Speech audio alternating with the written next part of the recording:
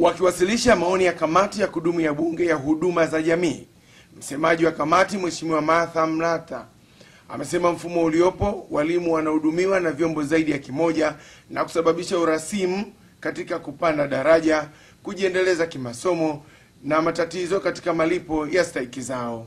Mheshimiwa Spika, pamoja na juhudi kubwa za serikali kulipa madeni ya walimu nchini ya takriban bilioni 52 kwa mwaka 2009 hadi 2012, kamati inashauri yafuatayo. La kwanza, taarifa za malipo ya madeni hayo yaliyofanyika ziwekwe wazi kwa walimu kupitia halmashauri zao ili kuweza kufuatilia uhalali wa taarifa za malipo hayo.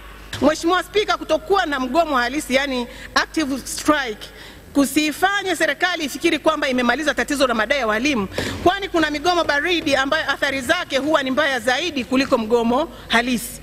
Kwa mfano, baadhi ya vyombo vya habari vimewanukuu walimu wakisema kwamba tunarudi kazini kwa kinyongo. Mheshimiwa Spika, kama walimu wataachwa na kinyongo kama walivyoachwa sasa, na kama wataamua kulipa kisasi kwa kuwafundisha watoto vitu visivyo halisi, basi kuna hatari kubwa ya kuwa na kizazi kisicho na elimu kabisa na hatimaye kuwa na taifa lisilojiweza katika nyanja zote, na hapo ndio kutakuwa na anguko kuu la nchi, that is total state collapse. Wakichangia makadirio ya mapato na matumizi ya Wizara ya Elimu na Mafunzo ya Ufundi, baadhi ya bunge wamelalamikia mikutano ya wilaya na taifa ya chama cha walimu CWT kutotoa taarifa ya walimu hususa waliopo vijijini, licha ya kuwa ni wanachama halali na wanakatwa 2% ya mishahara yao na chama hicho kuwa na vitega uchumi vingi, huku wachangiaji wengine wakitaka serikali kuamua kwa dhati kuwekeza katika elimu kama ilivyofanya katika sekta nyingine.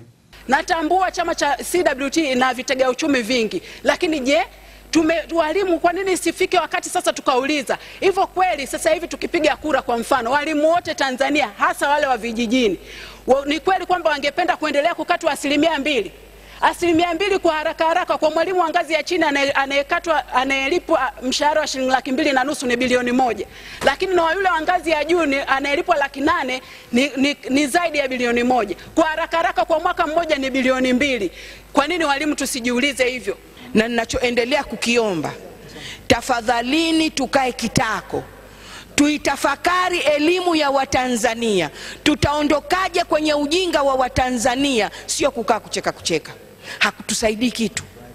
Kwa sababu mimi naamini kabisa 100% tunapolivalia juga jambo tunaweza. Akiwasilisha taarifa ya bajeti ya makadirio ya mapato na matumizi ya Wizara ya Elimu na Mafunzo ya Ufundi, waziri mwenye dhamana Mheshimiwa Dr. Shukuru Kawambwa amesema serikali imejipanga kupata vyanzo mbadala vya kugharamia elimu ya juu pamoja na kuimarisha urejeshaji wa mikopo pamoja na kukidhi mahitaji ya rasilimali watu yanayohitajika katika sekta mbalimbali za elimu hapa nchini. Bunge linaendelea kujadili makadirio ya mapato na matumizi ya Wizara ya Elimu na Mafunzo ya Ufundi yenye jumla ya shilingi bilioni 724.471 kwa mwaka wa fedha 2012-2013 ili kuwezesha kutekeleza majukumu yake. Kutoka bungeni mjini Dodoma, mimi ni Henry Mabumo wa ITV.